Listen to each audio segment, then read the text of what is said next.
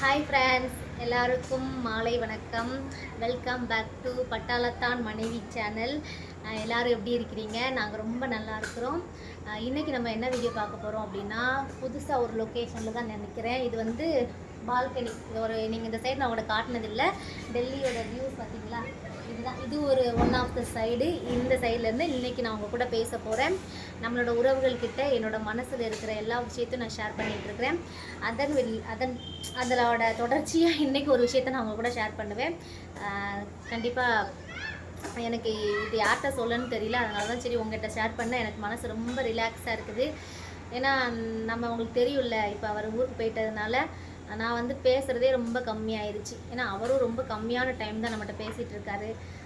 இப்போவாது ஒரு நாளைக்கு 1 times 2 times, அப்புறம் தூங்கும்போது ஒரு குட் நைட், அந்த மாதிரி தான் வந்து பேச முடியுது. ரொம்ப வந்து பேச முடியல. ஒர்க் அப்படி இருக்குது. ஓகே, நான் அதை எதுவும் சொல்ல முடியாதுல்ல. அதான் சரி உங்ககிட்ட நான் பேசலாம். அவர் வர வரைக்கும் நான் உங்ககிட்ட தான் பேசிகிட்டு இருப்பேன். யாரும் கோவப்படாதீங்க. இப்போது என்ன சொல்ல வந்தேன்னு பார்த்தீங்கன்னா, எனக்கு தான் கஷ்டம் வருதா இல்லை பொதுவாகவே இப்படி தான் நடக்குமானே எனக்கு தெரியல. அதில் ஒரு விஷயத்த வந்து என்னோடய லைஃப்பில் இருந்து நான் உங்கள்கிட்ட ஷேர் பண்ண போகிறேன். என்னோடய லைஃப்லேருந்து ஒரு சின்ன விஷயத்தை எடுத்து உங்கள்கிட்ட நான் சொல்ல போகிறேன். அதுதான் இன்றைக்கான வீடியோ. என்னென்னு பார்த்தீங்கன்னா, நம்மளோட உறவுகளில் ஒருத்தவங்க வந்து சொல்லியிருந்தாங்க, ஓகேம்மா, அதே நினச்சி கவலைப்படாமல் நீங்கள் வந்து அடுத்தடுத்த வேலையில் வந்து கான்சன்ட்ரேட் பண்ணி வேலை பாருங்கள், எல்லாம் சரியாக போயிடும் அப்படின்னு சொல்லியிருந்தீங்க. சரி, ஓகே, நம்மளும் வந்து அடுத்த குழந்தைங்கள பார்க்கணும், அவங்களுக்கு எக்ஸாம் இருக்குது, அதெல்லாம் படிக்க வைக்கணும் அப்படின்னு சொல்லிட்டு எல்லாமே சரி சேஞ்ச் பண்ணிட்டு வர டைமில் பார்த்தீங்கன்னா, சனி ஞாயிறு 2 நாளும் சுத்தமாக உடம்பு முடியல. அவ்வளோ உடம்பு சரியில்லாமல் போச்சு. பெட்டில் படுத்த படுக்கையாக போகிற அளவுக்கு உடம்பு சரியில்லை. சரி, என்னடா இது, அவர் இருக்கும்போதெல்லாம் நல்லா இருந்தேன், எனக்கு எந்த பிரச்சனையும் இல்லை. நல்லா சின்னதாக காய்ச்சல் தலைவலி வந்தால் கூட அவர் டக்குன்னு ஹாஸ்பிட்டல் கூப்பிட்டு போயிட்டு சரியாயிடும். இப்போ பார்த்தீங்கன்னா அவ்வளோ உடம்பு சரியில்லை.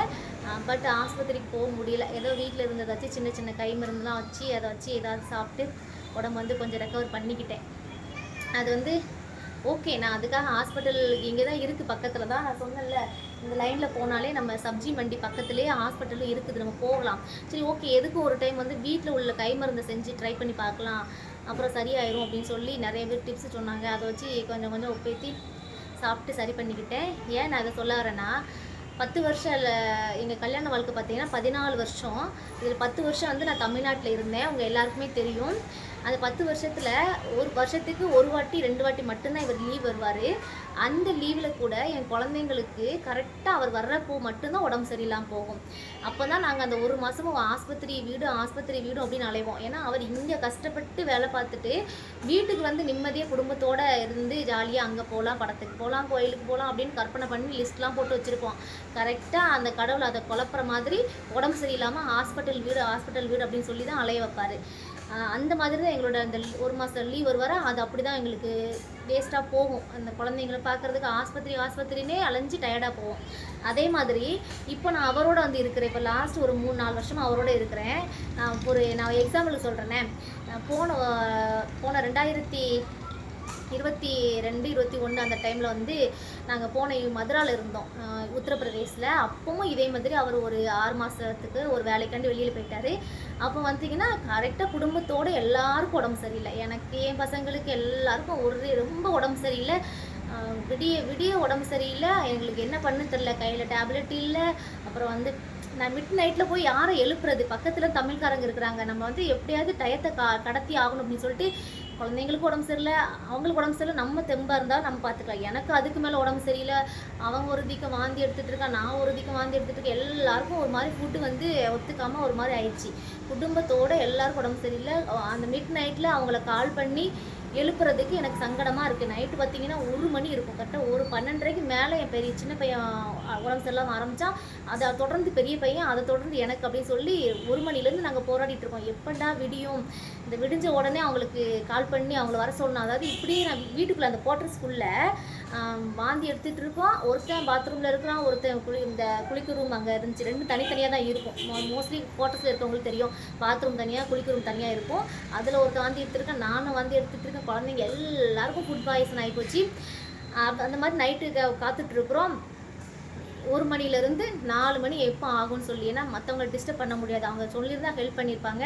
சுத்தமாக முடியலன்னு சொல்லி அதுக்கப்புறம் நான் 3:30 4 மணி அப்படி சொல்லி ஒவ்வொரு நேரமும் காத்திருந்து ஒரு 4:30 வாக்கில் கால் பண்ணி இந்த மாதிரி எங்களுக்கு உடம்பு சரியில்லை அப்படின்னு சொல்லி ஹெல்ப் கேட்டோம். எங்கள் ஃப்ரெண்டுகிட்ட பக்கத்து ஆப்போசிட் நம்ம தமிழ்காரங்க கிட்ட. அவங்க வந்து ஒரு 5 மணி இருக்கும் அந்த டைமில் வந்து MH மிலிட்ரி ஹாஸ்பிட்டலுக்கு வந்து கால் பண்ணி இந்த மாதிரி அவங்க ஹஸ்பண்ட் இல்லை, நாங்கள் தான் பார்த்துட்ருக்கோம், இந்த மாதிரி ஒரு வண்டி வர வச்சு அதில் எங்கள் 3 வத்தி ஏற்றிட்டு நைட்டு ஒரு 5 மணி அதிகாலை ஒரு 5 மணிக்கு எங்களை ஹாஸ்பிட்டலில் கொண்டு போய் சேர்த்தாங்க. அப்புறம் டாக்டர் டேப்லெட் வாங்கி கொடுத்து எங்களுக்கு அப்போ சுத்தமாக எனக்கு மொழி தெரியாது.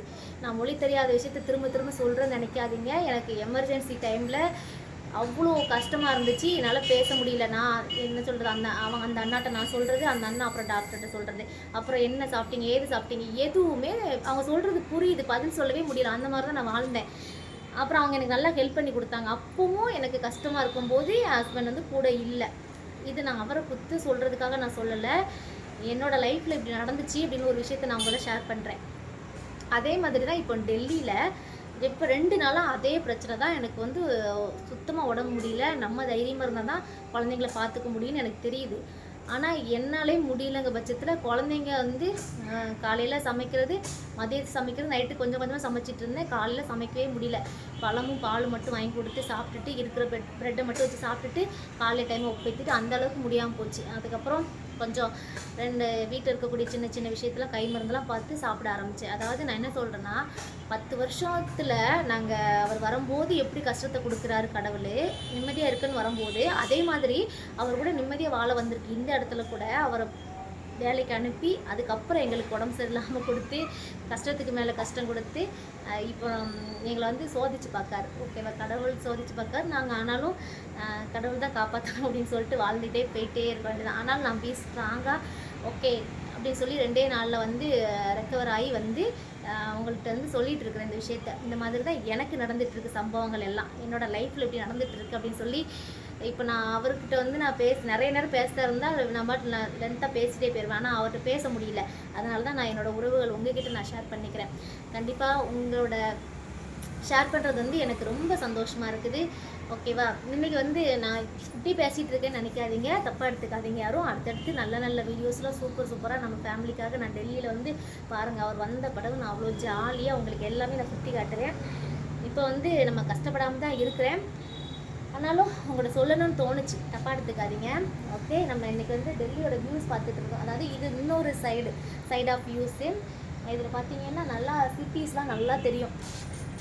பார்த்தீங்களா, பில்டிங் எல்லாமே நல்லா தெரியும். உங்களுக்கு சூப்பராக இருக்கா? இந்த சைடில் ஒரு ரோடெலாம் போகும், இந்த சைடு ரோடெல்லாம் போகும். எல்லாமே வந்து கண்டிப்பாக நான் இங்கேருந்தே காட்ட மாட்டேன். கண்டிப்பாக நான் வந்து அவர் வந்த உடனே எல்லா இடத்துக்கும் நம்ம போய் சுற்றி பார்க்கலாம்.